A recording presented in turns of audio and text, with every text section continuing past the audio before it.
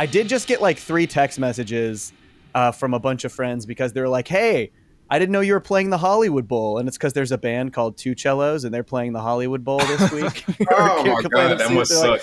Yeah, it's pretty funny. That happens to me a lot because I also have a cousin who has the same regular name as me, which is John Piricello, and he's an actor. And he was like in Twin Peaks, and he was in Godzilla vs. Kong. Who is he in Twin Peaks? He plays Chad in Twin Peaks: The Return, the like asshole cop from Twin Peaks.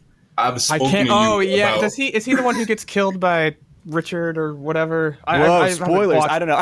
No, but I'm sorry. I'm sorry. I'm just kidding. I mean, I don't think many people. You can't spoil a David Lynch thing. I've spoken to you about both of these properties, and the fact that I'm just hearing about this on episode fucking 15 of the podcast is foreign to me. But whatever. It was funny though the day because they released the Twin Peaks Return cast list like all on the same day, and I got I remember that. Yeah, I got a million text messages being like, "Are you in Twin Peaks?" Like, I wish I was in Twin Peaks, man. I love Twin Peaks. Man, you know that show that aired on Stars called Power. It was like produced by 50 Cent and shit like that. Oh yeah. So there's a character on there named Tariq, and he's like a piece of shit. And so like when the show would air, I would just wake up and like scroll on Twitter and just be like, "Good morning to everybody but Tariq." It's like, well, what the fuck did I do? Why am I catching Tariq smoke? That's so funny. Oh man. Oh, God. Billy's just always the stupid character, so it's like, whatever. Are there any particular Billies that you're just like, God, I really wish that Billy didn't share a name with me? No, not really. It's it's such a broad, it's like a Bob kind of thing. I just have to share it with everyone, and it's That's how I feel about John. It's honestly why I think I'm gonna start going by Johnny more. And it's like, I know to like a lot of like Tariq, when I told Tariq that most people call me John, he was like, that doesn't make sense to me.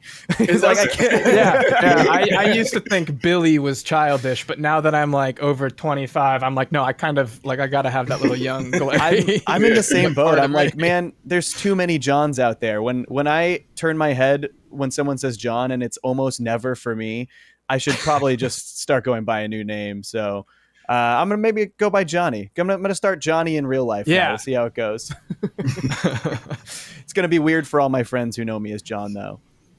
Yeah, I hate it when people call me Billiam in real life. So it's like... Right. Yeah. Well, I don't even like it on the internet. It's like...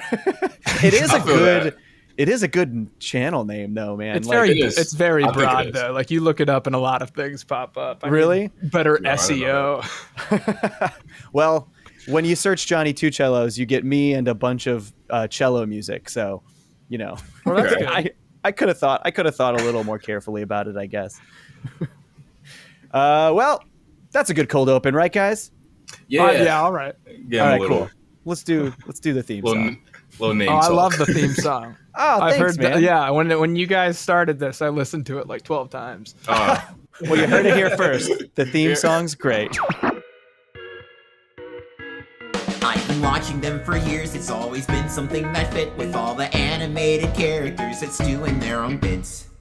With a fry who's in the future and a family guy that sucks. With a father from a Hillenburger family runs about the show and Spies is the same guy except he totally say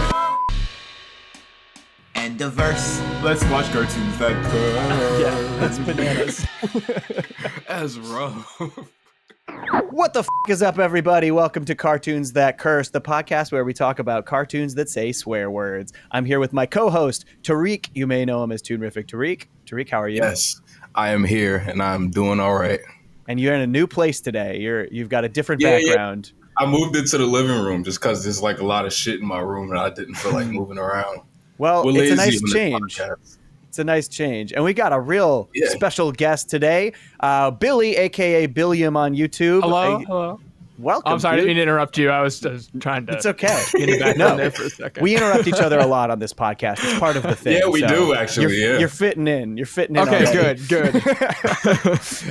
Dude, thanks for coming on the show. We're really excited to have you. I know of course. I know you're a Futurama fan, though you haven't really talked about it much on your channel, I know. No, I haven't.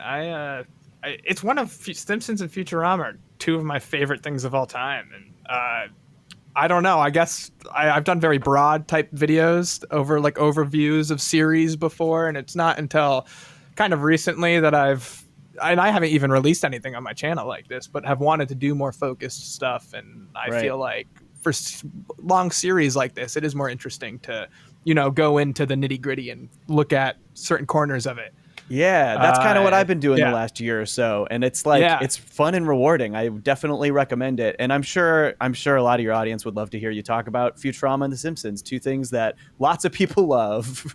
I just a lot of people said a lot of stuff about it, so it's just trying to figure out what can I say that's new. It's always worth finding stuff to talk about, though. I think people, regardless of what you have to say, will want to hear what you have to say. So, that's true. That's true. Yeah. Oh, well, thank you. Well, tell me, when did you start watching Futurama? You have like a history with Futurama? Yeah, I have a handful of memories of being on like summer vacation, and watching it on Adult Swim, like when I wasn't supposed to. Right. And my parents were kind of warming up to me liking The Simpsons because it was on right after like Pokemon and Yu-Gi-Oh on WB. The Simpsons would follow right after, and they didn't love it, but they kind of, opened up to it. And I remember being in like hotel rooms or somewhere else, and I remember watching, I think the very first episode I ever saw was the episode where Fry goes back to his bank and finds out his like 3 cents has blown up to be worth $4 billion. Right. A fishful of dollars. Yeah. That's a good app. And I remember vividly remembering that it wasn't a kid's show as soon as Mom steps out of her big dress and starts swearing at like all of her kids and all that. And I started watching it more on Adult Swim over the years, and eventually got all the DVDs and started binging it. And that was like right before Bender's Big Score was announced. And, I remember the lead up to all of these movies and I remember I learned about it because of the Simpsons movie DVD. There's a trailer for Bender's Big Score. Really? And and I put it in, and I was so shocked because I remember just being so shocked about the Simpsons movie. Right. Like getting maybe that's how I found out. Because last time we did this months ago, I was trying to figure out how did I even know that this was going to happen. Maybe that's how I knew. Yeah, my jaw dropped because I had just gotten into it and I knew it was over. Dude, I'm jealous of that because I actually remember watching the pilot when it aired, which is crazy. But I didn't get really into Futurama until after it aired on Adult Swim. And by then it was like, by the time I realized I loved Futurama, it was canceled. And I was like, there was like a few years where I was like, I can't believe there's no new Futurama. I bought the Futurama game so that I could watch the cutscenes and be like, this is the only Futurama I have left to watch. Was this the DVD that has the cutscenes on it? Yes, this was the DVD that has the cutscenes on it. Beast with the Being Backs. They actually changed it a bit. I was actually talking on a voice chat with Tariq about this yesterday. They cut out a lot of the video game centric jokes from the DVD version of it, and they added in like extra sound effects to make it like feel a little more like a real episode, even though it still just feels like cutscenes from a video game. Yeah. But if you watch the cutscenes that are actually ripped from the game instead, there are extra jokes in there that you don't catch during the Lost Adventure, and they're all video game centric jokes. But yes, that I spent so much time beating that very difficult game, just so that I could watch those cutscenes. And then, like, a couple of years later, they dropped them all on that DVD, and I was like, well, was it time well spent? I don't know. But I can't even describe how excited I was when they announced like Bender's Big Score was coming and the 4 DVD movies were coming. It felt like a dream come true, because I had just been for years being like, I just wish there was more. Just wish there was more Futurama. And I guess that's what we're here to talk about. We already talked about Bender's Big Score, but we talked about it months ago because we couldn't stop ourselves from wanting to talk about Bender's Big Score after we finished the original 4 seasons. But we just released the episode last week, this week. So that episode we recorded forever ago. So this is the first Tariq and I have talked about Futurama in months. And I'll let the record be known, man. I watched like half of that Bender's Big Score episode, and I don't remember any of that shit. Like, I don't remember having any of those conversations. That shit is like, it's so weird to like see a version of yourself. It's like an era, like it's like a point in like. It's like a black hole in my life. It's like I don't remember that day. Yeah, like 2 hours. 2 hours. Yeah, I just remember that it happened. I don't remember any of that. Like we were talking about weird? Like coke and shit. I don't remember that. that is kind of funny. Like it's such a unique thing. Like imagine just getting sent a video and it's just like a conversation you had with some friends at the bar and that you totally forgot about, and you're just like watching yourself have a conversation. You're like, what was they talking about here? That's kind of what it felt like to rewatch that episode after doing it months ago and not thinking about it for that long. It was like, what did we talk about? Weird. Right. We went down God, I always feel so horrible like getting rid of footage because of that. Right. Like raw footage, because I'm like, do I really do all these outtakes of me not getting this line right? Oh God, if I start thinking about every memory as something that could be recorded and lost, I'm gonna Yeah, then do you stop living in the moment? Now this is gonna get real existential. My God. Let's take photos of fireworks instead of looking at them. Oh man. Let's become the fireworks. Oh, true. You are a firework. Katy Perry talked about this. So these movies came back. I think they're kind of a mixed. I think people are mixed on these movies. I've got a lot of love and nostalgia for the movies, though I am also mixed on them, I would say. We talked about Bender's Big Score, and I still love Bender's Big Score. Oh yeah, I adore Bender's Big Score. It's still It's so good. Yeah, and as a return to the series, it's sort of like that Avengers Endgame nostalgic look at like what came before it, and so it's a real, kind of nice just walk down memory lane, but also it's just, Endgame it's good. Totally it ripped has off Bender's Big Score. Exactly. I think that's evident. And then I like the little Fry and Leela knot it ties. Me too. After having waited for a little bit more on that relationship. Yeah, they tied that knot like 3 or 4 times over the show, and they pretty much did it well. Like they did it well every time, but it did get to a point where you're like, how many times? In the later seasons, they make jokes about their on again, off again relationship. Which is like, I hate that it became that. Right. I'm at least happy they acknowledged it rather than just pretending it wasn't the thing. But that'll be interesting to go back and to Tariq's. That's going to be fun to go talk about once we get to those seasons, because Tariq barely remembers any of that stuff. I revisited it a few years ago, and I just blank slate. I had seen all of them, but I couldn't remember a single one. For sure, it's there's a handful that I remember really vividly, and then a bunch that I just completely forgot about. Mm-hmm. There's a couple like that. Like I vividly remember, I vividly remember Reincarnation. I vividly remember. Yeah, that's just a gem. Yeah, right. So good. Late Philip J. Fry, I vividly remember. That might be it, honestly. Oh wait, that's the one that's the gem. The Late Philip J. Fry, where they're in the time machine. I don't remember which one Reincarnation is. Reincarnation is I was gonna say it's the we they're can all talk animated differently. Yeah, exactly. Yes, yeah, okay, I do remember that one. Actually, that's a good transition into this movie, because this movie's intro has that Steamboat Willie parody, which is really well animated. Again, but they also do that in Reincarnation. So there's actually two sequences of animated for this show where they do it in that old Disney style, and I love it. I love them bouncing around, like moving their arms up and down. It's fun. It's really fun. So we're all fans of Bender's Big Score. Let's talk about Beast with a Billion Backs, which I think is some people's least favorite movie. Some people it's in the middle. Some, it's kind of, people are mixed on this one. I think there's a lot of varying opinions. How do you feel about Beast with a Billion Backs? Billy, go first. I think it's very strong comedically. Mm-hmm. It's got some of my favorite Futurama jokes in it. Totally. But it's, I don't love it. I don't love how it comes together, and I hated it when it came out. Right. Wow. Yeah, I was an 11-year-old kid with opinions. What year was this? This was 08. 2008 or 7. Yeah. So maybe I was 12. It was 07. 07 was Bender's Big Score, and then 08, I think both Beast with a Billion Backs and Bender's Game, and then 09 Wild Green Yonder. Fuck. Yes. So I was 11 too. We were both 11 with opinions. I feel like I've grown to. I'm sorry. I said I feel like I've grown to appreciate more about the movie though, as I'm no longer 11. I was in this similar boat where I didn't hate it because at that point I was incapable of hating Futurama. I was so happy for it to be back that I was just like, I'm going to enjoy it while it's here. But I didn't love Beast with a Billion Backs for a while was my least favorite of the 4 movies.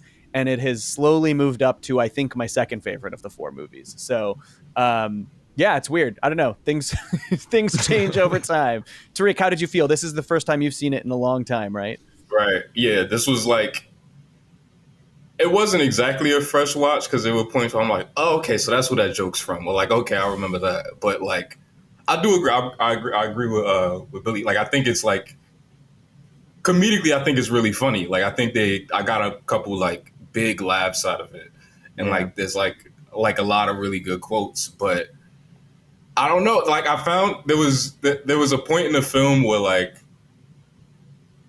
well, first of all, this is compared to Bender's Big Score. This is just almost not a movie. Mm-hmm. Like it feels more like the Stewie movie we talked about, where it's like it's not as clear cut where the episode ends, but it's starting to show that. Like, even in the opening, it doesn't feel as grand. Like, they just kind of like, all right, here's what happened last time, and here's the theme song. Like, and they just kind of hop right in and just kind of, I don't know, it's not like bigger in any way. It doesn't feel gigantic or cinematic. But it feels like an episode instead of like an A and a B plot. It has an A through an E plot. Right.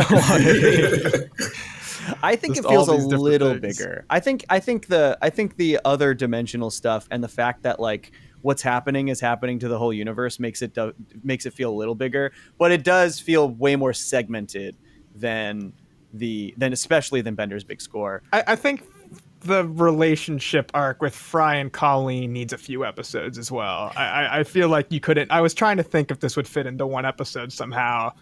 And I don't think you can make that work in one episode. Right. And I think, and that is actually something I enjoyed.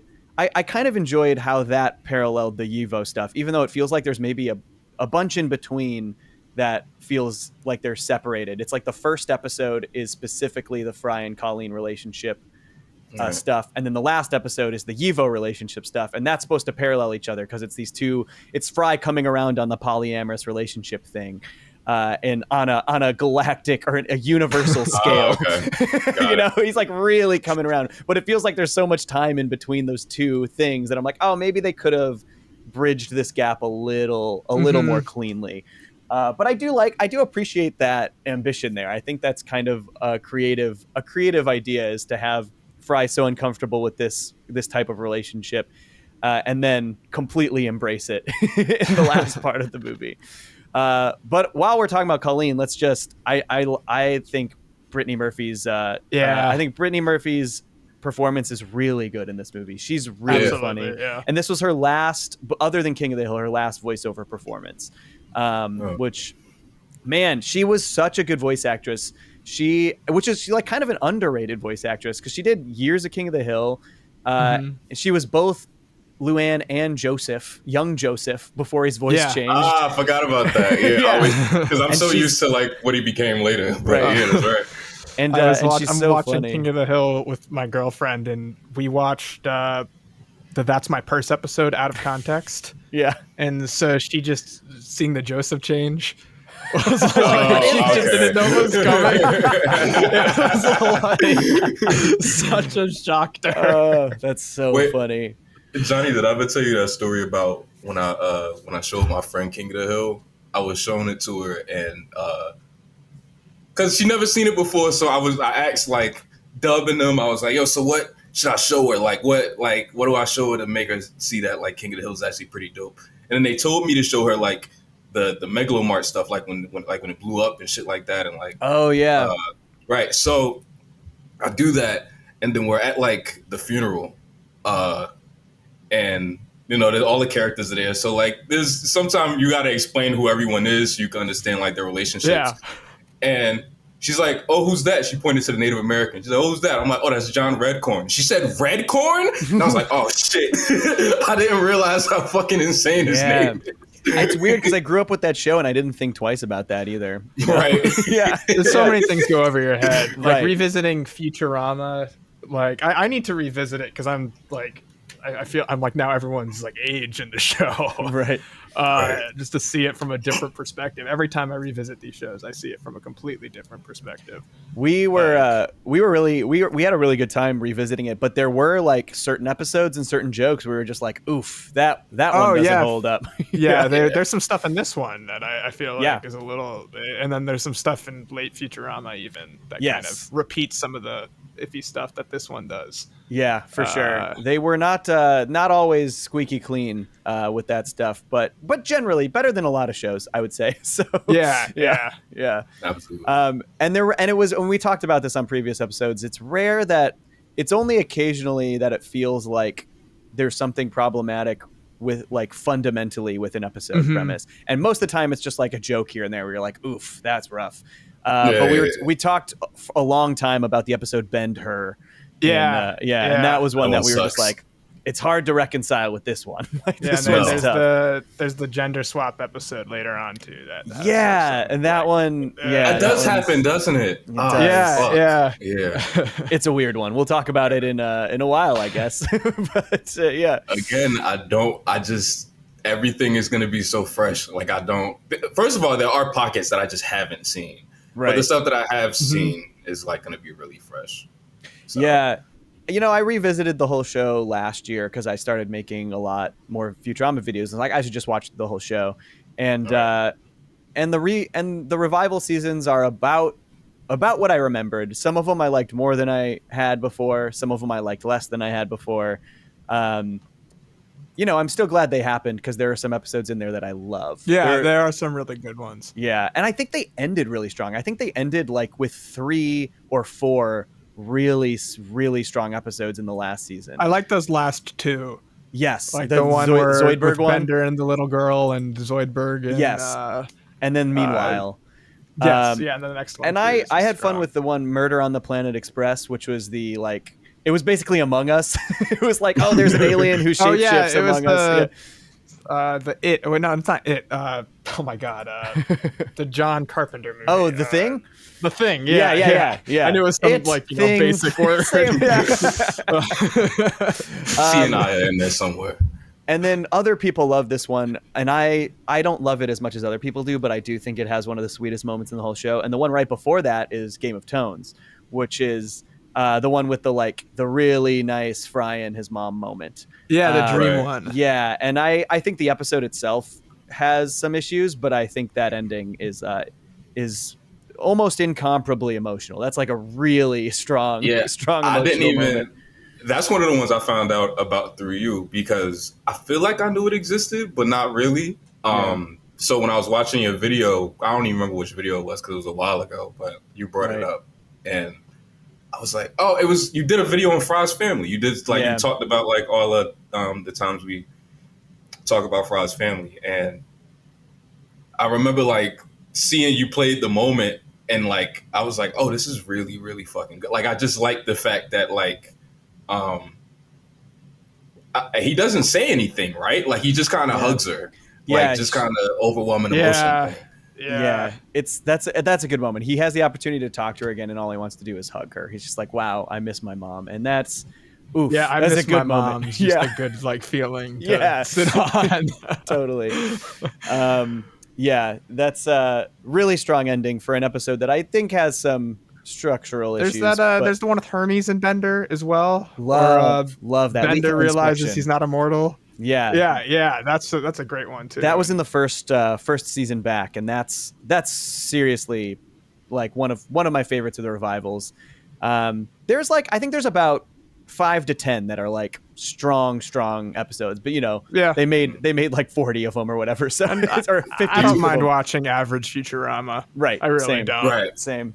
Exactly. You remember that day we were like going through like the episode list, and then like we found out.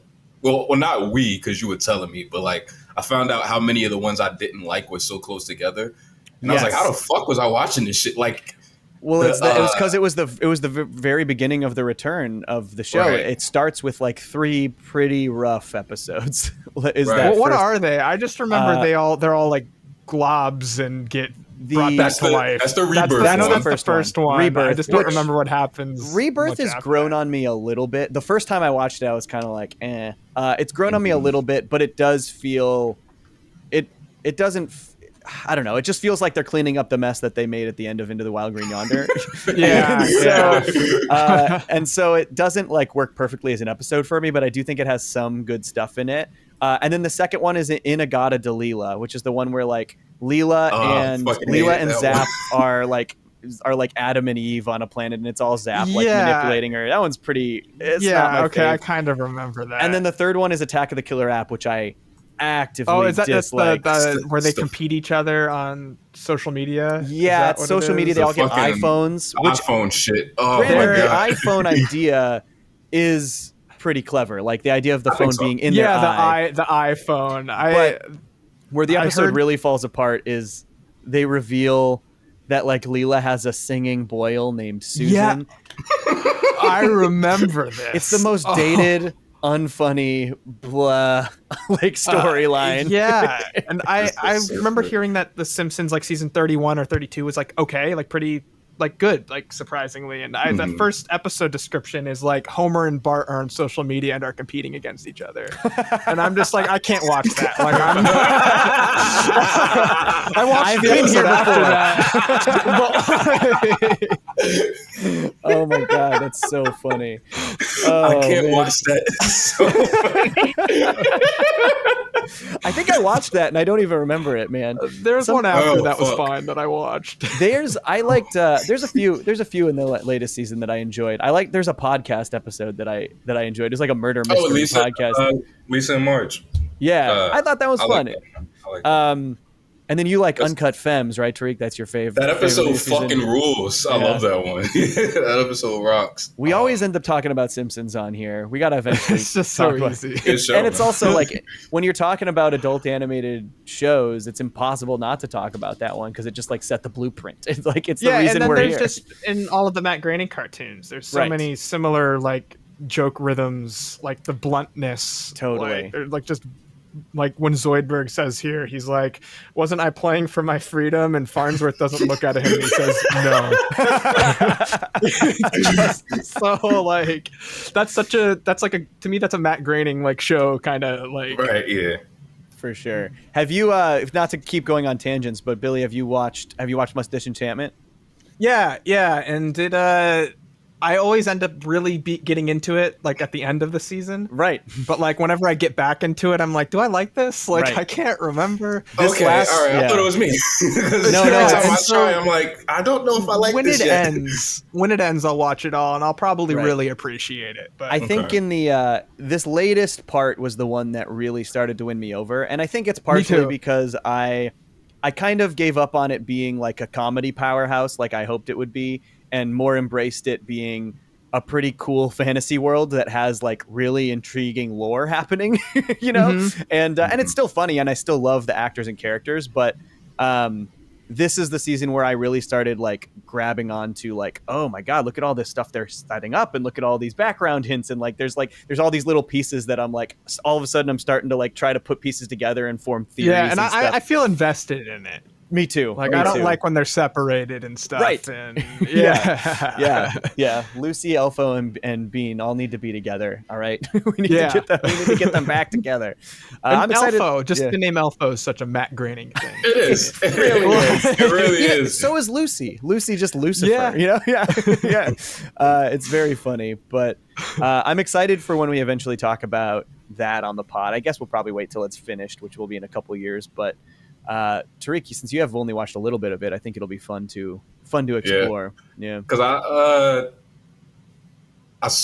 remember when it first came out, and like I'm like, yeah, I'm just gonna watch this shit, and I watched like a couple of them. I watched maybe like I didn't finish the season, but I did watch a good like 4 or 5 maybe, and like I just the whole time I was like, I don't not like this, but I'm not sure if I like this yet, and I remember not being able to figure it out. And I think I said something about it to one of my friends. And he said He was like, I feel like it's their best work. And I was like, you've never even fucking seen Futurama. You shouldn't even.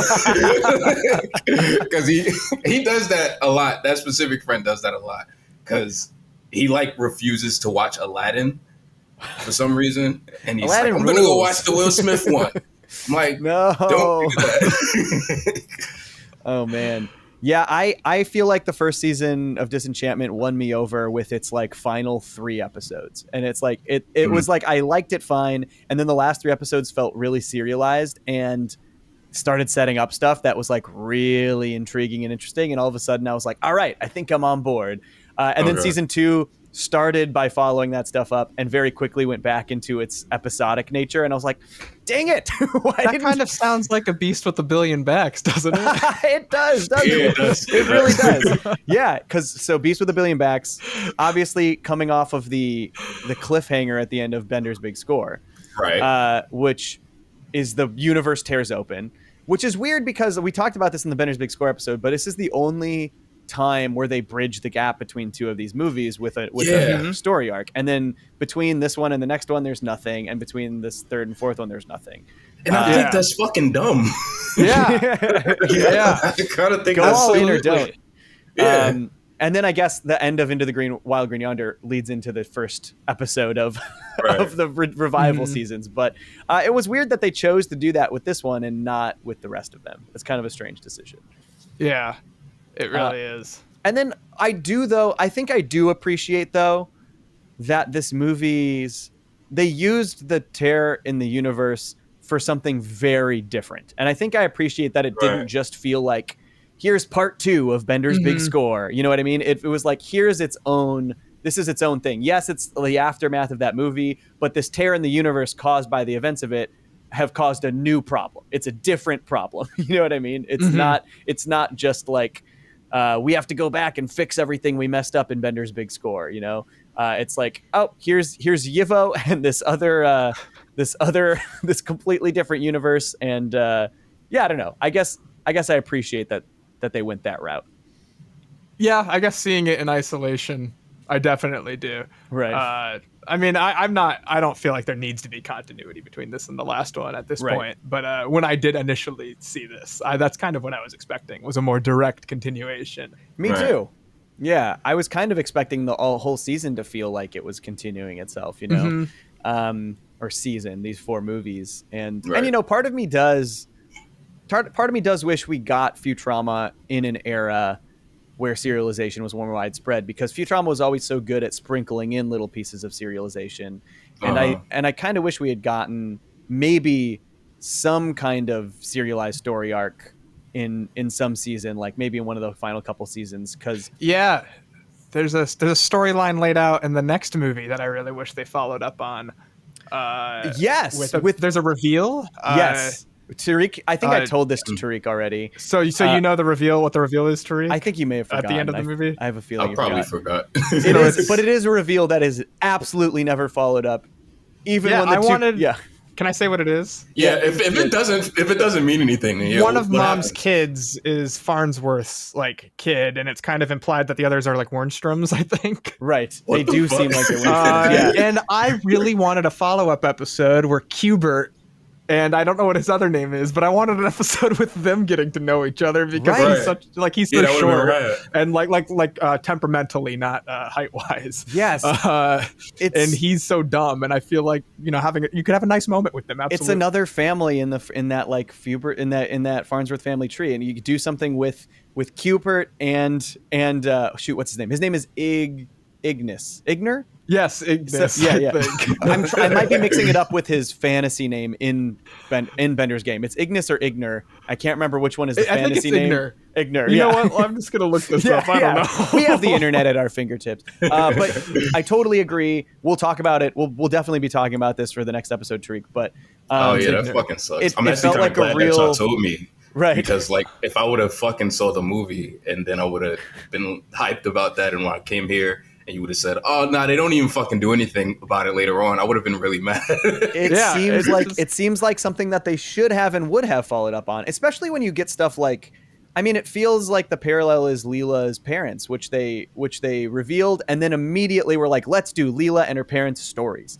And it's like, it feels like a missed opportunity, especially because it literally is never even referenced again. It's not just that they don't do an episode about it. It's like there are episodes where Igner is there around Farnsworth and they don't even acknowledge that they're related. It's so strange. I wonder if Comedy Central had some like they wanted it to be like super episodic. Maybe. Because there's barely any new characters introduced even.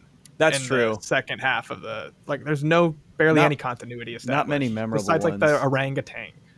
The only one I can think of. They bring him back. They bring back Gunther. and I guess there's a couple things like with the Fry and Lilo's relationship stuff, they at least kind of sprinkle that stuff in. Yeah. Because we talked about this recently where we talked about how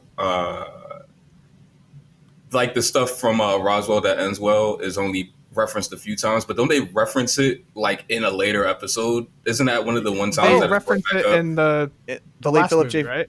They reference it. Shoot, when did they reference it a few times? But the time I specifically remember them referencing it is in the late Philip J. Fry. When, is that the one where he says I did do the nasty and the pasty? No, that's in the Why of Fry when they reveal that his delta brainwave missing is because of that. And then in late Philip J. Fry, it's the forward traveling time machine one, and Farnsworth says something like, "It only moves forward in time, so we can't do something disgusting like sleep with your own grandmother." and Fry says, "I wouldn't want to do that again," which is a great joke. It's really funny. But yeah, it does feel like they're just kind of odd references here and there, and there's not any overt. I mean, there's some because they in the new seasons they have Nibbler just be a member of the crew in certain episodes. They don't keep going back and making him wipe their memory or whatever. And so there's some stuff that kind of follows up. I don't know. I honestly feel like they maybe just forgot that they did the Igner Farnsworth thing. Either they forgot or they regretted it. They're like, oh, why the fuck did we do that? No, Never mind. The thing is it makes a lot of sense. He's got it hinted at before at some point. What's that? I feel like it's hinted at at another earlier point. Right. He definitely looks. His head shape is Farnsworth shaped, and it's and then also just the fact that we know Farnsworth and Mom have had a relationship, so it does feel weird that they did it and never referenced it again. Even though in the later seasons there are even episodes that reference Mom and Farnsworth's prior relationship. So I don't know. It feels like they dropped the ball on that. Could have definitely followed it up. Weird. Oh well. Maybe they'll come back one day, and that will be the focus. Which would be weird. Just that? The Farnsworth family drama. Yeah. Tariq and I always on this, we talk about how we just want one more movie. Just give us one theatrical, proper, 3-act movie. To wrap it up. Yeah, even though I think they've wrapped it up well 4 times. And I feel like they had that Simpsons episode that was supposed to be your little swan song. Which Tariq and I disagree about. But we'll talk about that when we cover the Simpsons. You're not a fan? I think, there was that really short period in Simpsons history where they had that episode where they put them on the zoo, on the alien planet. And then they did the Futurama thing, very close to that. And I think Al Jean said something along the lines of this is just expanding into sci-fi and stuff. And I'm like, is this in your plan? Wait, you actually brought up something that I kicked myself for weeks that we didn't talk about, which is that episode you're talking about was supposed to be the sequel to the movie. Yes, I do remember that. Yeah, that's so weird. I always thought good sequel premise would be people think Mr. Burns dies, and then Bart gets all of his money because he was the inheritor, and then Bart runs Springfield. I feel like that would be pretty fun, actually. That is pretty fun. I feel like that's very Simpsons-esque too, totally. From a wide audience standpoint. Right. We were talking recently about Simpsons Oh, we got some nice chimes. It's Ricky. Mikey, I hope you cut the chimes. It's the fucking ring. You might not. We'll see how it goes. But honestly, I think every time we talk about something interesting, the chimes play. So every time because every time we record, it's usually at night, and nobody walks around here at night. But now, since we're doing it during the day, everybody's outside. Oh no. But we were talking a few weeks ago about the Simpsons movie because we covered it a couple weeks ago. We were doing just random movies instead of seasons. And yeah, we were like, it sounds like they're allegedly making a second one. And I feel like now that Disney owns it, they'll want to make another one. Yeah, I feel like they'll fast track it. I mean, I haven't loved all those little shorts they've put out. The first two are fucking awesome. The ones on with the cute. Theaters. Yeah. Especially the first one. The second one is watched the new ones good. Yet. I can't, especially the fucking the Marvel one. Yeah, I feel like it's just I feel like Marvel has progressed past parody. It's just we've done it. We've cycled through everything. We've made fun of it, and now it just keeps going. I feel like what they would do. Okay, I feel like the story they were doing in the Marvel short could have. It feels like. That could have worked as a half-hour story. I feel like they could have just did something really stupid, like that alien one, and did just kind of or like the Futurama one, which is just like doesn't make any sense in canon. It's just it feels like a Treehouse of Horror story, not in a Treehouse of Horror, or like the Family Guy Star Wars specials. Right. You know, they can bring Simpsons in to do promotional specials for whatever you want. Right. Everything about that Marvel special just kind of seems like they did it really fast, down to the fucking art on Disney Plus. Go to Disney Plus and try to watch that shit. There's a picture of Lisa, and she has her hand out, and her fucking thumb is on the wrong side, and it pisses me off. Oh my god, it was wonky looking. It's like so funny. It was very wonky looking. Yeah, absolutely. All right, well, these were some good tangents, but maybe we should get back to the movie. But the tangents are half the fun, so no regrets. I think you guys are both right. Comedically, this movie makes me laugh a ton.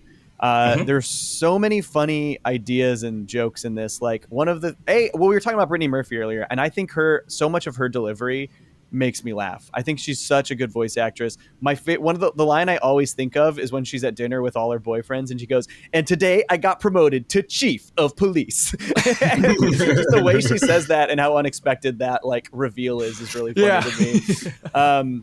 I also love when Fry's like telling them how he met Colleen and they do the double flashback. I adore so that. Funny. I love their redundancy so much. Yeah. Like so just funny. Repeating stuff. They do a similar joke later when Bender goes, "All I remember is a blinding light and like a searing ass plane. I better check my black box." Right. Blinding light and a searing ass. Yeah. So that's what happened. It's searing. Yeah, that's what happened.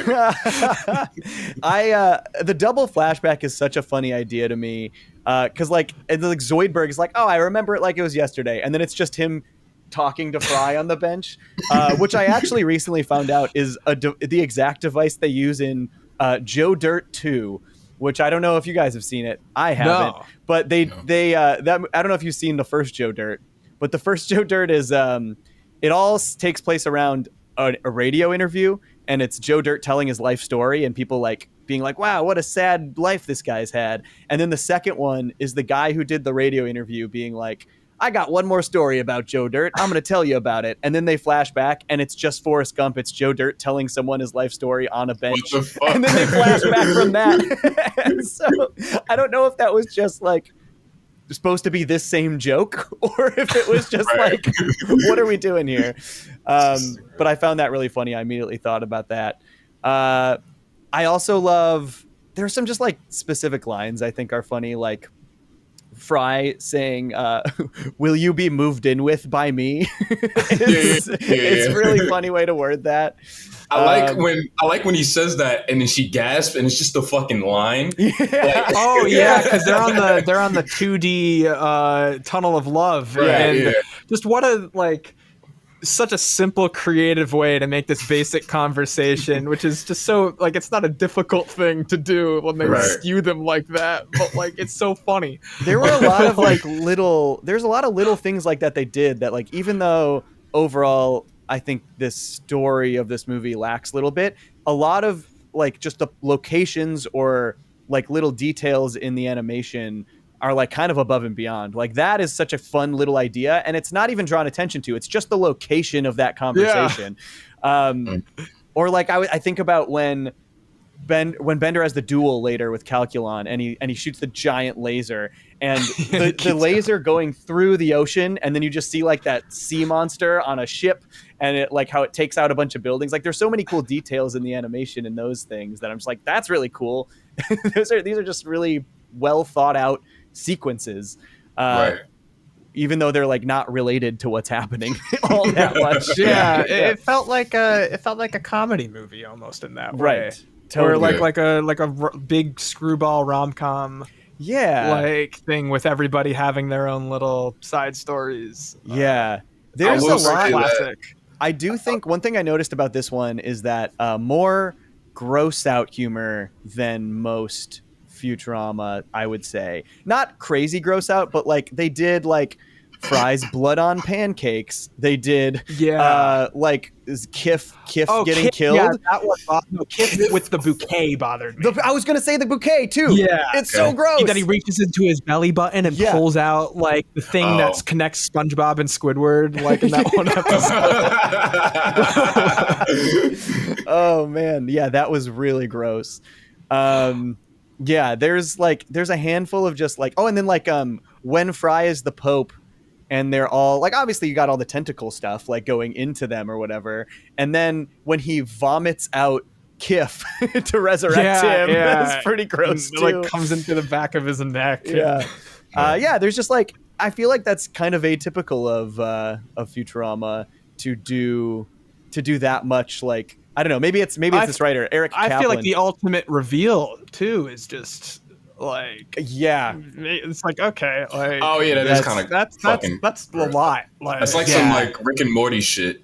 It is just like I was watching the most recent one this morning and I'm like, so much of this is just like, let's upset you, like right. Wait, is that the are you talking about the fucking I can't remember like totally what happened. What is that one? It's fresh off my mind. I can't even remember what happened. I feel the same way about the sperm one. Is it the sperm one? No, the one after that. I didn't see the one after it, but I finally saw that sperm one because I saw that everybody did. Why can't I remember what happened? Stuff. It's the parents go out for the night. And Jerry. They go on that.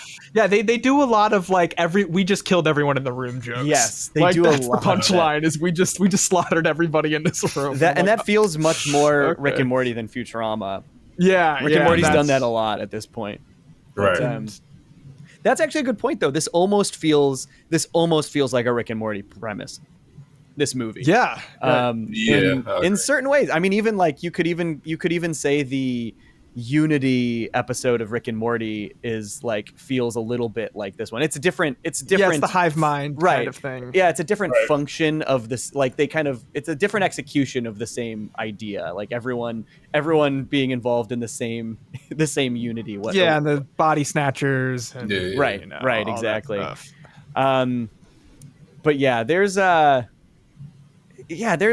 I think you guys hit the nail on the head though. This is a funny movie. With a storyline that is a little rough at places. Because it doesn't like the film. Because I found myself like almost losing track of what was going on at certain points. Wait till the next one. Oh shit! But I feel like the film is kind of aware of that. They do something that like really made me laugh because they gave Hermes like my reaction. Like all this stuff is happening with like Fry and his girlfriend and like all the polyamorous stuff, and then the professor just kind of walks in and he goes, "Right, so I know you guys have all been thinking about the rip in the sky," and Hermes is like, "The what?" Oh, okay. Because I genuinely forgot. Like I was like, "Oh, right, it's something in the fucking sky." Oh, so funny. I do like the professor. I kind of like that they do a lot with the professor and Wernstrom in this one. Like I think it's my favorite plot in the movie. It's fun to see their like continued rivalry even when they're working together. Like I laugh so hard at the professor being like, call Wernstrom to apologize, and then immediately being like, tell him I'm not here. It's so funny to me. But yeah, I've always liked their rivalry and their relationship, and this was like you get the most out of it in this more than and almost you any get their other. little friendship for a minute. Yeah, Right. exactly. When they're Which throwing I the really robots up against the thing and Yeah. just giggling together. Even though it makes me sad, man, I laugh so hard when they toss When the he throws koala. the koala, The sound design is so fucking funny because it's not a hard thud. It's not like it doesn't hit any fucking cars. It's just it's so funny. Oh man, it's so good. yeah. They fit a lot into this thing though, because you got the League of Robots, you got the polyamorous stuff. Is a lot. I forgot about that League of Robots stuff. I feel like fast. Bender has that line at the end, the great love, all great loves have great jealousy. And I feel like they needed to say that at the beginning just to like tie everything together thematically. Because it was like a thesis statement at the end. Yeah. It was like, here's what, so you know what we were doing this whole time. Right. Like, we're going to tell you the theme of the movie. That's true. Great it love is like great jealousy. You're right. If they had set that up a little sooner, because you've got the whole beginning with the polyamorous relationship is Fry's jealousy. The Yivo thing is all to do with jealousy, and then Bender missing Fry is all jealousy. Yeah, it's so it does feel like it feels like it's a movie where the pieces are all there and they just didn't fit them together the right way, you know? It seems like they could have done a little better structuring all that stuff. Yeah, a little. I'm sitting here trying to think if Farnsworth and Warnstrom's like relationship fits into that mold a little bit. There's a little bit. I mean, I guess they're like, I think so. They're jealous of each other's success whenever they have it. And don't want to see it with the Diamondium what is the other one? Diamondillium. I actually love the DVD for this. Is just the Earth encased in diamondium or diamondillium, which is a very Simpsons movie imagery. Yeah, true. True. They were working on them at the same time. It's really funny. Yeah. It's interesting. And you know, they wrote these movies a little differently than they wrote those shows. I think they got the writers' room together to come up with the story ideas for each movie, and then they just assigned a writer. I mean, every movie has story by X writer and David X. Cohen, written by that writer. Except for Bender's Game, I think has a lot of writers on it, if I'm not mistaken, which I think you can tell. Let me see. I think that one has a ton of writers for each different part, which is weird. But this one is just... their themes for these were all a different major branch of sci-fi. So it's like time travel, giant monster, fantasy, and... eco stuff? I don't know. Yeah, conservational, big social message kind of thing.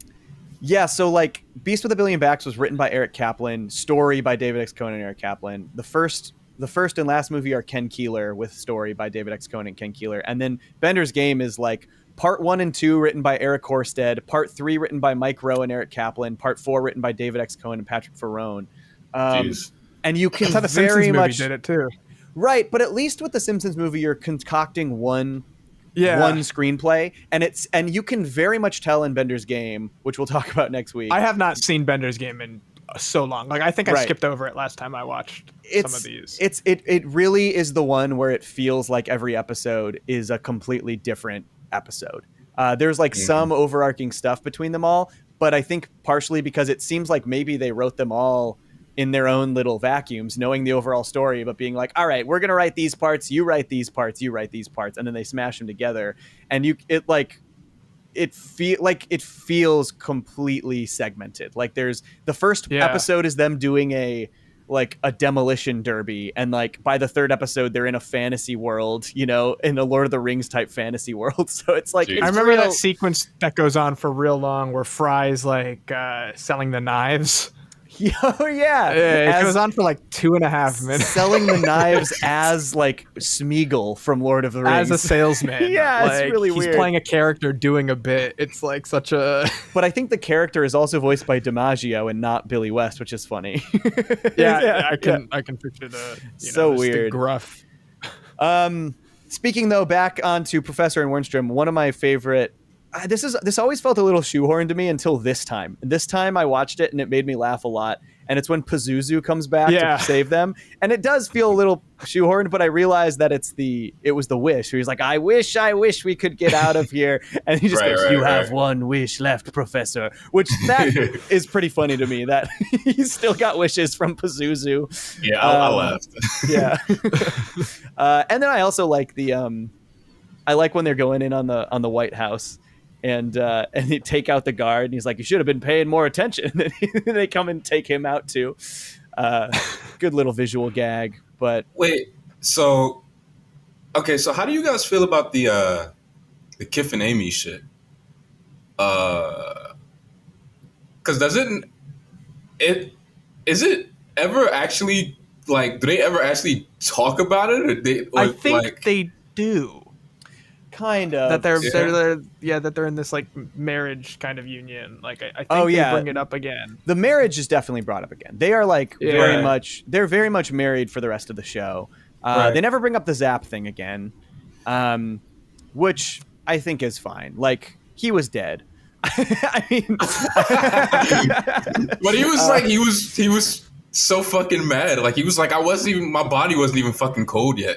I will say there is an episode that kind of evens the playing field where, oh no, that doesn't. This is just Amy doing another thing again. It's in the Proposition gross. Infinity episode where they break up and then she starts dating Bender. She's with Bender. Yeah. And it just becomes a robosexual marriage thing, which is also at the time very topical because they called it Proposition Infinity, and at the time there was some proposition that was a gay marriage proposition in some state, and so I think a lot of the early revival stuff feels very topical. You got the iPhone, you got the Proposition Infinity stuff. It's like a lot of celebrity humor too. Yeah, totally. That I mean, there's totally a lot of celebrity humor early on Futurama too. With True.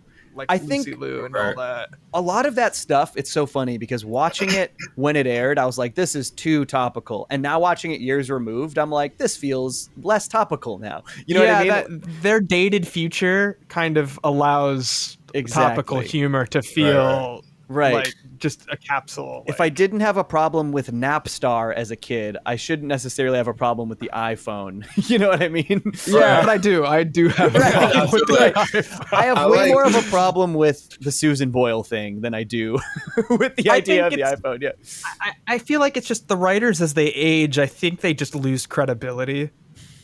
Because I remember when you listen to the Simpsons commentaries or Futurama, they talk about how like I do this. I'm 35. I'm Homer Simpson. Like I do all this stuff. Now they're like 60 plus. All the head writers. You know, they're that's trying to an write interesting. For a 35-year-old family. You know, right?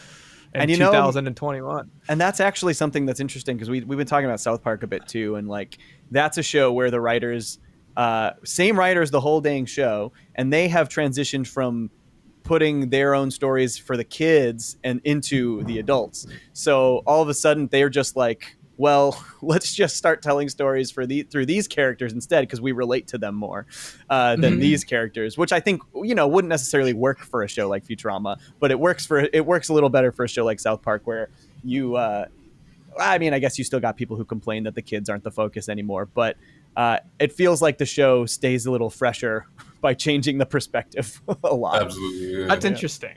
Yeah. I'm a little cynical when it comes to South Park, I'll admit. But I think maybe I should watch some of the new stuff. I think it's fair because South Park is it's a cynical show. Yeah. It's provoking that own energy. Yeah. There's I think every year with South Park, I'm like, there's some stuff I liked and some stuff I didn't. And but they are constantly trying to change it up, which I appreciate. Yeah. It's a very different show. It becomes a very different show. Like very much so, yeah. And they even talk about it in their episodes. I'm going to talk about this in a video soon, but like, there's an episode in season 15 where they basically outright say, like, we can't just keep doing the same shit every week.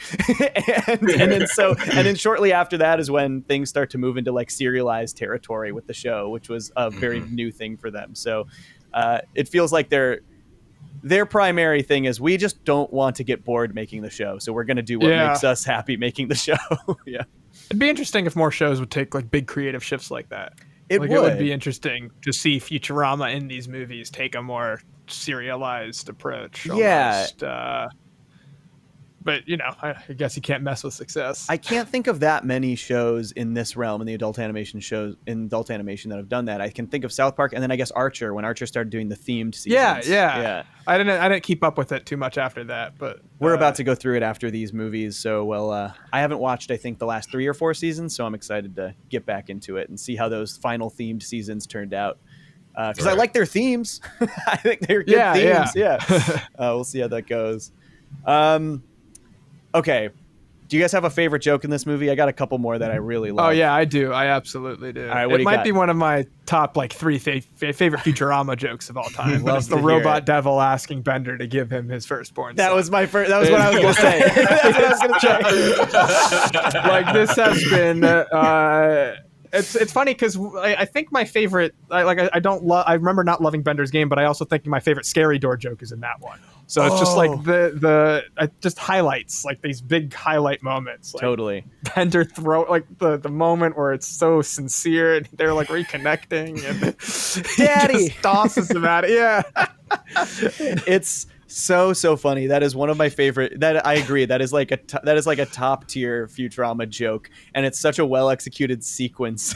And I like that they brought in Dan Castellaneta to play the robot devil for just that joke. Just that. It's so funny. And then I just love the setup of Bender in the Army of the Damned, raiding heaven. Right. I just like that, as a Futurama setup in general. Totally. Yeah, that's fun. I like Bender. Great joke, though. Bender leading an army is fun. I like. They do that a little bit in the revival season. They have a time travel episode that basically is about how in the future Bender's going to lead a robot uprising and we need to change that from happening. We need to stop that from happening. And so I guess it's a recurring thing with Bender is his desire to kill all humans. Yeah, exactly. Yeah. Usually out of jealousy though. He's a sensitive soul. He really is. He's so insecure. It's what we talk about that a lot in our first 4 episodes talking about Futurama, and this is another one that very much highlights his insecurity through both the League of Robots and through his jealousy of Fry. Yeah, I love the "let me go with you" toward the end. Right, for sure. When he whispers it, that's all he wants is just to go with it. Yeah, and I'm glad that that's something that shines through even in these stories that we don't love as much, but it's so core to his character, even from the beginning of the show, that you gotta make sure that it comes to the forefront even in these stories. Yeah. Yeah. Okay, I liked one more. Here's another Zoidberg line I liked. When he's talking about when he's trying to convince Fry that you should be okay with the polyamorous relationship, and he's like, it's like sharing a cake. Don't you want to share a cake with a bunch of other guys thrusting their sweaty naked bodies against the cake? And then when he opens the door and they're like, hey, would you like cake? Yeah. So good. Oh, it's so good. And then this is another small one, but this makes me laugh every single time because I forget about it every single time. And it's when they're fighting Yivo through they're having a space battle with Yivo through the portal, and Zap Brannigan goes, "Stardate, the year of the tiger." It's so Zap stupid. Brannigan has some of my favorite dialogue in the show. He's perfect. Such a presence. He's so funny. Yeah. Whenever he's in an episode, he's usually got the standout line. He's got so many good jokes. The velour. And they fit him, and they fit him into 3 of these 4 Futurama movies. He's in a chunk of, I think, the first, second, and 4th. He's a big part of the 4th one. And the 4th he's one, good for a grandiose story, I feel like. Yes, totally. He's a good presence to have. Yeah, and in the 4th one, you see him do some of the probably some of the worst stuff he's ever done as Captain UC in Into the Wild Green Yonder. I can't remember at all. There's a scene where they're chasing the Planet Express ship, and they're going through the giant mini golf course, and they're going through the windmill, and Kif's like, if you keep going at the current trajectory, we're going to get cut in half. And he goes, same speed ahead. and they get cut in half, and thousands of his men float into space and die. It's just thousands of them. It's so dark. I think my favorite Zap Brannigan quote is, she's built like a steakhouse, but she handles like a bistro. So good. I like if we hit the bullseye, the dominoes will fall like a house of cards. Checkmate. What a good character. A classic He's character. so good. He's Oh the my best. God, I have my Troy McClure figure up there. So just so sad that Phil Hartman did not play him. Yeah. That's It all really I think is. about whenever he's on screen. I would love there's audition footage somewhere. It exists. Like Of him doing it? They basically offered him the role and he said, "Oh, I'm going to he basically said I want to audition like anyone would." And he was like, and they're like, "Okay." So they brought him into audition, and that was like one of the last things they worked with him on before he died. And so that has to exist somewhere. I wish they would release it because I would really like to see it. It's like how they released that the animatic of Shrek with Chris Farley playing Shrek. Yeah, I was just thinking Yeah. about that. I would love to take some Troy McClure audio and animate Zap Brannigan over. Right. Totally. Yeah. I just want to see it, you know? Yeah, me too. And you know, Billy's Zap is obviously so Yeah, and good. he's you know. Yeah, it's very he's Phil definitely, and it's a Hartman. very good tribute to him too. It is. Like, Yeah. I feel like he's done it very lovingly. No doubt. No doubt about it. Oh, what a good character. What a good actor. Phil Hartman, one of my favorites of all time. Very, very sad that we didn't get years and years and years more of him. But, you know, such is life. What else we got to talk about here? Let's see.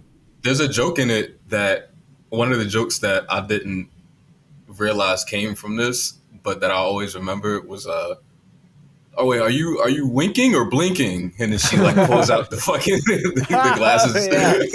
I forgot about that one. Yeah. That's really good. I forgot that was here. Yeah. Let's see. I think I got.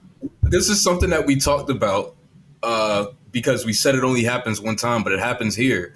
Do you remember when I think that's the season 2 opener where they fucking flushed Nibbler down the toilet? And like we were like, well, that fucking bathroom has never been there before. They obviously just put it there, just do that. Hermes comes out of that bathroom in this. Oh, he does? Oh, I missed it. Ugh. He does. Hermes comes out of that bathroom. Have you guys like looked for it? Like, is the door not there unless it's like The It's door is there usually sometimes. like it's like a. It usually connects like the conference room or something like that. Yeah, it's yeah. there sometimes, and sometimes it feels like it goes to a very different location. Like if sometimes feels like people are walking through it, like, "Hey, everyone," you know what I mean? It's like, well, like they weren't just in the bathroom; they were somewhere else, like a you know? break room or something Right. like that? Yeah. I think I know what you're talking about. Yeah, exactly. It's funny. I think, although if you play the Futurama video game, you get the full layout of the whole Planet Express building. You can check out the whole thing, but it does feel like it's a little different than the show. So Yeah, they have to make it. They can't change it every time. They do Right. something different. right, exactly. Like the Angry Dome isn't always there. Oh God, or the Angry Anger Dome. Dome. Yeah, there's a lot of stuff. And like there's like the sub basement where they have like the lava pit. Oh yeah, where they bring Seymour back. Yeah. Now I know what it's like to be dog god. He's like, Oh man. Yeah. What a fun building though. It's such a good iconic building shape. I love it. Yeah. It's a great location for the show. Yeah, love it. Big fan. Do you guys have any other stuff about this movie specifically that you liked, want to talk about? Problems you want to? Should we talk the problematic stuff? I can't think of too much. I feel like I'm trying to work through this movie right now. Right. I'm still processing it. I do like think Calculon and Bender. I think that's another fun reprise. The League of him Robots becoming the stalker. yes. Oh, actually, that is fun.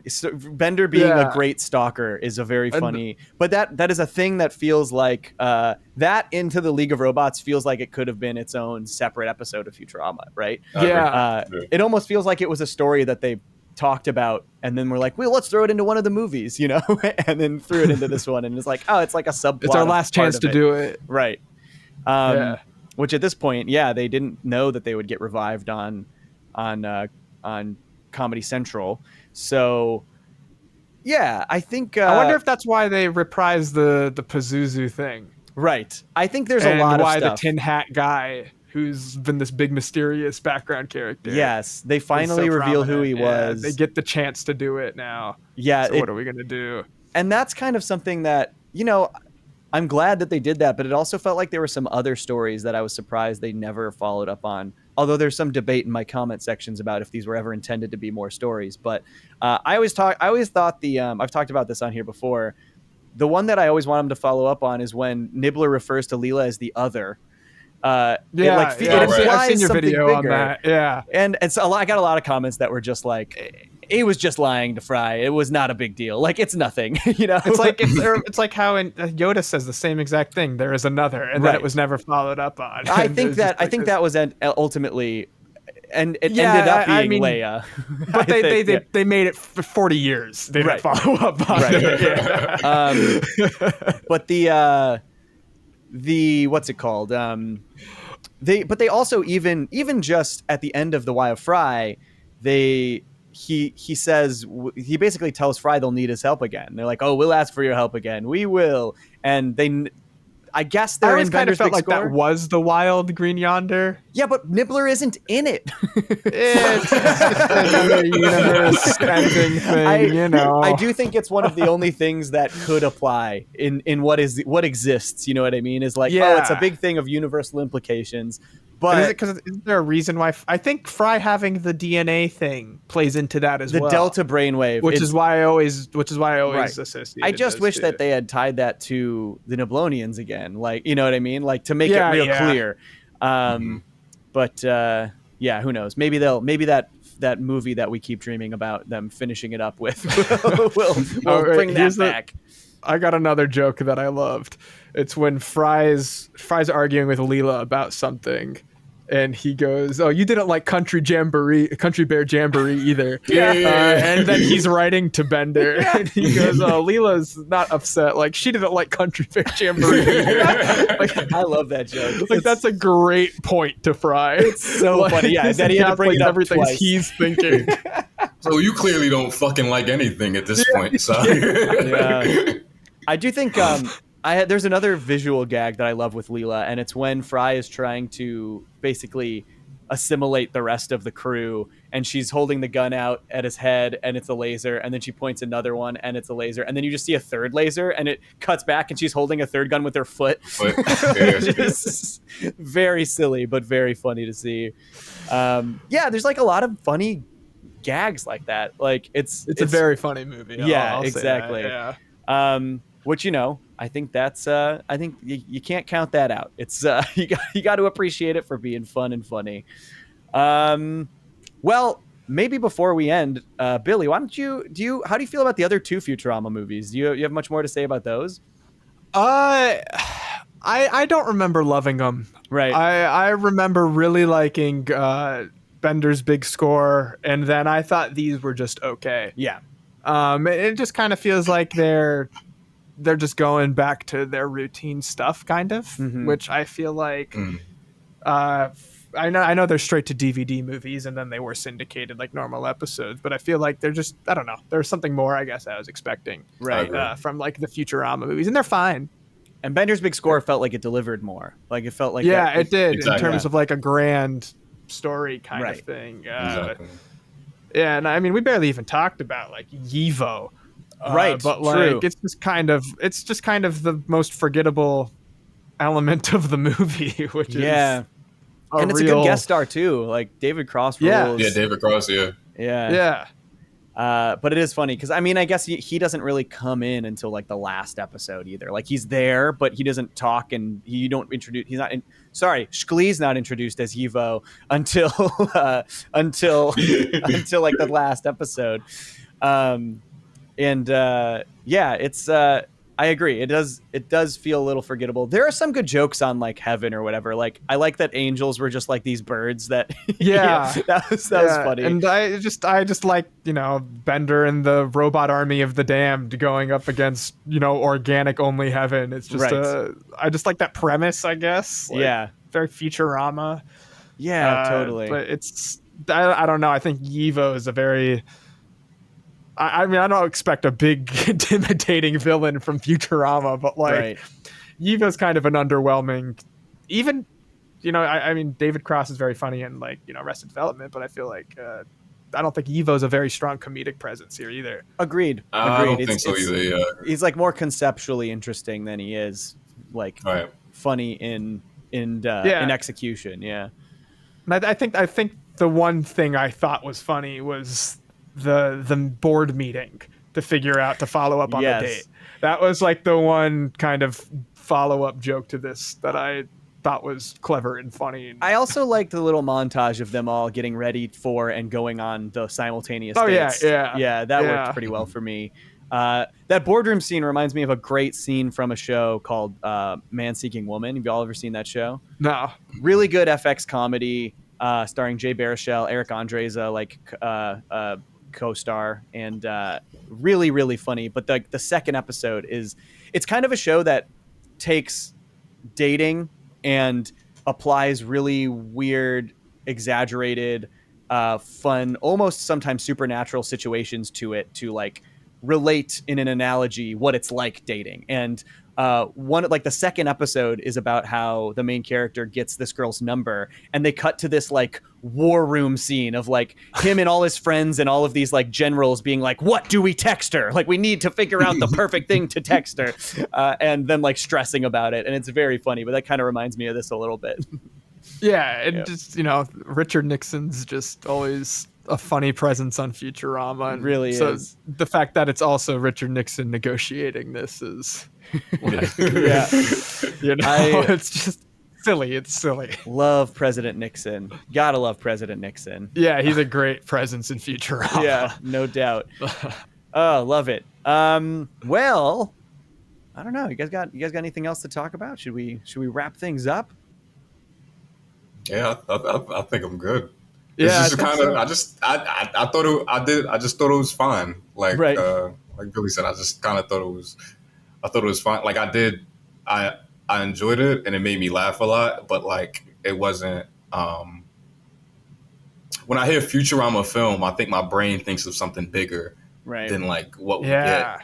And I think that might be my problem. It's a personal problem, but I think that might be my issue. Yeah, it does. Especially, I think coming off of the first one, which does feel so much bigger, and feels like, it feels like they really raised the stakes and made it like this big. Especially when you add in the time travel stuff, and it goes through like Fry's history, and like you have this big reveal at the end. Like, there's so many fun elements that make that feel like a bigger, more important story, and then to immediately kind of the rest of them feel a little smaller scale than even the first. It's kind of like, oh, wait. It feels like they regressed a little bit. I agree. Well, I guess with that, Billy, do you want to plug? You got anything to plug? You got anything coming up you want to talk about? Or I make videos about, they're a little silly. Some are more analytical, some are more show and tell kind of about toys and TV shows and cartoons, all nostalgic to like 90s and 2000s. I'm always putting stuff out. So what my most recent thing was about Flight 29 Down, which is a Discovery Kids teen drama. So you can go check that out. You did the video about the Cyberco, right? Yeah. I did one about all those old chat toys that like communicate with each other, like that were marketed to be like cell phones but weren't cell phones. I had a Cyberco as a kid. And I had like a few friends with ones, and we were like, "This is the future. This is so cool." We probably used it for like a few months before we were like, "There's only so much you can do with this." I love that short period of time where like handheld computing was starting to get really powerful right before the smartphone came out, and like just made everything that the standard. It's just an interesting, I think it's fun. Yeah, it's fun for sure. And you also do. I'm a big Digimon fan. You do a lot of Digimon. Oh, are content. you? Oh, I grew up on Digimon. Oh yeah, I do a lot of Digimon stuff. I'm big fan. I still haven't watched every series. I've probably watched the first 4 series plus like Adventure Try and the last movie that came out. But I think there's a few seasons of the show that I've yet to iterations of the show I've yet to check out. Yeah, the most recent iteration has like few great episodes in it. It's not the best thing, but look up a best episode list. The Adventure reboot? It's a reboot, and just it's very episodic. Right. So it's not. Don't sit down and watch all of it. But there's some really great moments in it. Okay, cool. I'm excited to check that So if y'all are Digimon fans, check out Billiam and or if you like old electronics and you do a lot of you cover a lot of stuff. He's a good, nice variety of stuff. Big umbrella. Yeah, for sure. And it's all great. Wait, what'd you say, Tariq? So you're cornering all the markets. All right, cool. Well, with that, I want to say thank you to our producer, Michael Yunez, for producing and editing the show. I want to say thank you to Kerrifique for amazing artwork. Thank you to Jakeneutron for our earworm theme song, which apparently Billy loved and couldn't stop singing. And thank you to Tariq for co-hosting as always.